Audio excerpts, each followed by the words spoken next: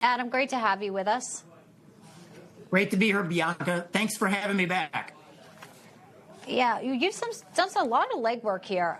Our viewers should know you filed 55,000 FOIA requests last year. You found the federal government is growing, bigger than we've seen in decades, bigger than Donald Trump, and also a lot of turnover here. It seems like, especially with the First Lady, who's been under a lot of spotlight with her clinging to power. What did you find with the money, the taxpayer money that's being spent now on this White House, which is now obviously being questioned for covering up a serious issue with the president? So we found that the White House payroll is the largest in modern history. We went back to 1971. Bianca, that's 50 years, 5 decades. There wasn't a White House payroll with a staff headcount north of 500.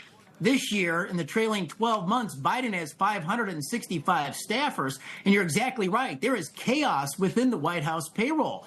We took a look at his staff turnover since his first year of office, and it's 77%. That's nearly 8 out of every 10 employees on his staff have left his employment. And amongst his senior advisors, and make no mistake, this is a president that needs advisors. His senior advisor turnover since his first year is 77%.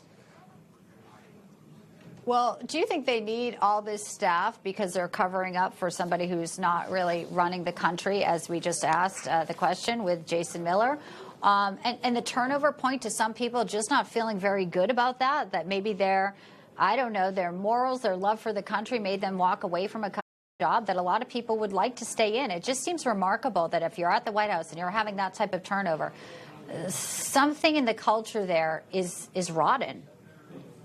So we took a look at his top paid advisors, and it's pretty interesting. So an advisor on the list heads up immigration, and she should be fired. Obviously, there's 10 million illegal entrants that have crashed our border.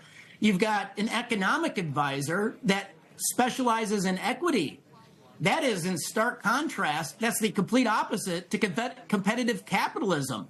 We found that 4 out of his top 10 most highly compensated employees are actually lawyers, and it speaks to a larger problem that's taxpayer paid on his payroll. There's 51 lawyers on his payroll. Taxpayers pay $7 million a year just for Joe Biden's White House lawyers. And obviously, now we're looking at Jill Biden and her staff, and much bigger than Melania Trump. Maybe it's all those Vogue shoots that she has to coordinate. What do you think? Final thoughts here, Adam? So we've never seen a first lady that has a foreign policy advisor, a healthcare advisor, an economic advisor, a workforce advisor, 4 other policy consultants. So it does beg the question of just how much influence does Jill Biden have with her husband. They've loaded her up with all kinds of advisors. She's got 2 speech writers. She has schedulers, travel advisors. She has so many advisors that it rivals Michelle Obama's 24 advisors from 2009 when she got so much criticism. Jill Biden has 24 advisors. She has so many advisors. And this is true. She actually has an advisor to her senior advisor. It's such a bloated staff, but you have to wonder when you see the pictures of her at the desk with her binder there on Air Force One.